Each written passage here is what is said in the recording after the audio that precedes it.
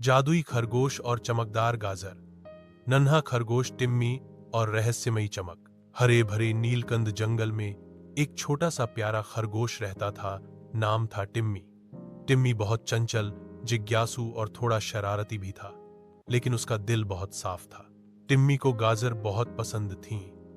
वह हर दिन सुबह उठते ही खेतों में जाकर ताजी गाजरें खोजता और खुशी खुशी अपने घर लाता। लेकिन एक दिन उसे एक ऐसी गाजर मिली जो बाकी गाजरों से बिल्कुल अलग थी। वह हल्के सुनहरे रंग की थी और खुद ब खुद चमक रही थी। टिम्मी हैरान हुआ। उसने गाजर को छूते ही एक गर्माहट सी महसूस की और अचानक उसे कुछ अजीब महसूस हुआ। उसकी सुनने और सूंघने की शक्ति बहुत तेज हो गई थी। वह पेड़ों के पीछे की आवाजें भी सुन सकता था और दूर की खुशबू सूंघ सकता था। उसी समय जंगल की बुजुर्ग कछुआ दादी टिल्ली वहां से गुजरी और टिम्मी को देखकर मुस्कुराईं। उन्होंने कहा, लगता है तुमने चमकदार गाजर पाली है। ये गाजर सिर्फ उसी को मिलती है जो दिल से नेक पर मेहनत से दूर होता है।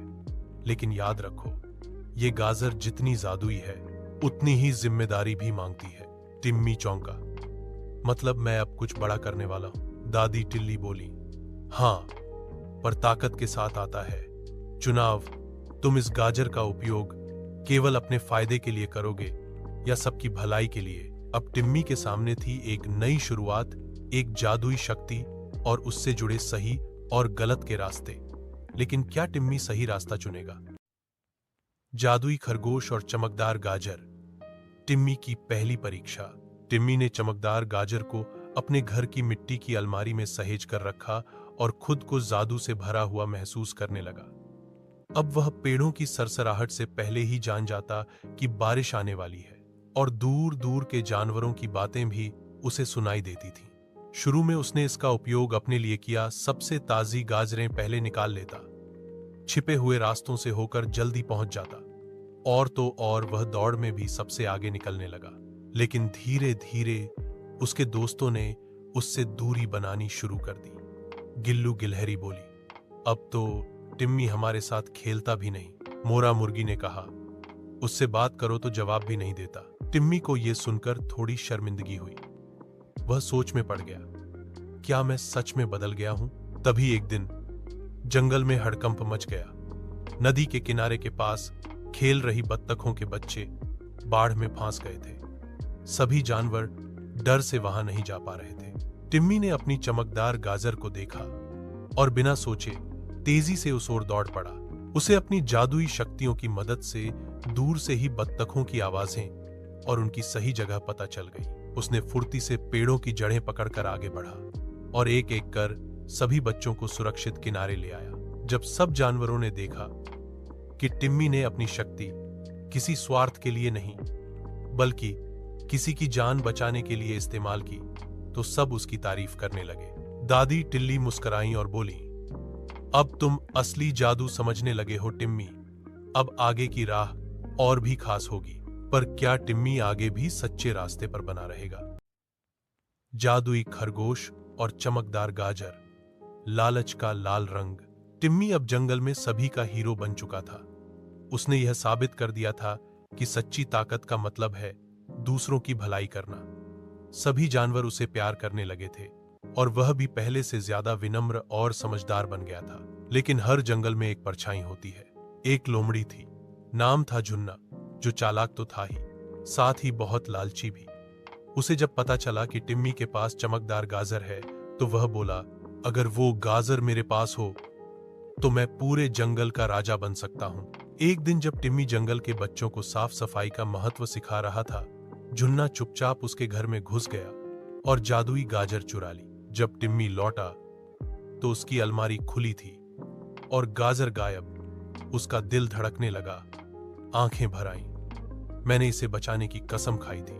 तभी दादी टिल्ली वहां आई और बोली, बेटा, गाजर का जादू उसमें नहीं, तुम्हारे इरादों में था। जिसने इसे गलत सोच के साथ लिया है, उसके लिए ये जादू एक बोझ बन जाएगा। उधर झुन्ना ने गाजर को छूते ही एक तीखी रोशनी महसूस की। उसकी आंखों के सामने हर बार वही दृश्य आने लगे। वह झूठ बोल रहा है, चोरी कर रहा है और सब उससे दूर जा रहे हैं। उसका मन बेचैन होने लगा। गाजर ने उसका असली रूप उसे दिखाना शुरू कर दिया था। झुन्ना ने घबराकर गाजर को फेंक दिया और चिल्लाया, मुझे माफ कर दो, मैं ये नहीं चाहता था। अगले दिन टिम्मी को जंगल के बीचों बीच उसकी गाजर मिली, साफ, सुरक्षित और पहले से भी ज्यादा चमकदार। लेकिन क्या टिम्मी अब गाजर वापस रखेगा या एक नया फैसला लेगा? जादुई खरगोश और चमकदार गाजर। सबसे बड़ी चमक अच्छाई की। जब टिम्मी को उसकी चमकदार गाजर वापस मिली तो वह बहुत खुश हुआ, लेकिन साथ ही सोच में भी पड़ गया। उसने गाजर को गौर से देखा। अब उसमें सिर्फ रोशनी नहीं थी, उसमें एक सच्चाई की गर्माहट थी। उसी समय झुन्ना लोमड़ी, शर्मिंदा और शांत सी उसके पास आई।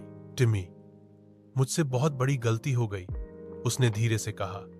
मुझे लगा ताकत से मैं सब पा सकता हूं, लेकिन असल में मैंने सब खो दिया।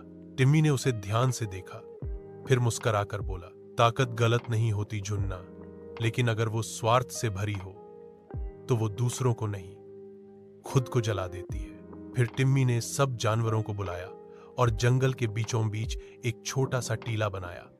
उस टीले पर उसने चमकदार गाजर को रोप दिया। सब चौंक गए। टिम्मी, तुम अपनी जादुई गाजर क्यों गाड़ रहे हो? टिम्मी ने मुस्कुराकर कहा, अब समय है ये गाजर सिर्फ मेरे नहीं, हम सभी की बन जाए। मैं चाहता हूं कि ये गाजर हर उस जानवर को रास्ता दिखाए जो सच्चाई, साहस और अच्छाई के रास्ते पर चले। धीरे धीरे उस जगह से एक नई गाजर की बेल उगने लगी और उस बेल से निकली छोटी छोटी रोशनी वाली गाजरें। हर एक गाजर में अलग शक्ति थी। कोई धैर्य सिखाती थी, कोई मदद करना, कोई सच बोलना।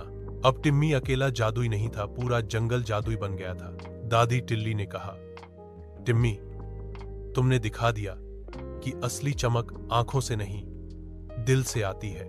और उस दिन से नीलकंद जंगल सिर्फ हरियाली के लिए नहीं, बल्कि अच्छे संस्कारों की चमक के लिए भी जाना जाने लगा। समाप्त।